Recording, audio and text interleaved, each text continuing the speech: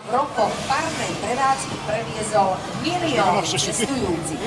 Stroj mal až neuveriteľne rýchly rozjazd, čo bolo výhodné pre vlaky, ktoré často zastávali. Výhodný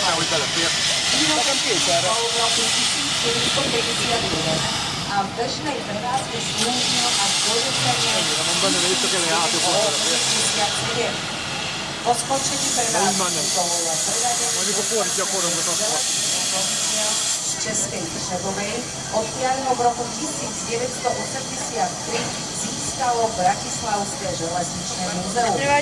V súčasnosti sa mu stará klub železničných historických vozidiel v Poprade. Jeho členovia v roku 2008 a odvtedy bol často využívaný v rámci nostalgických jazd na Slovensku, ale aj v zahraničí.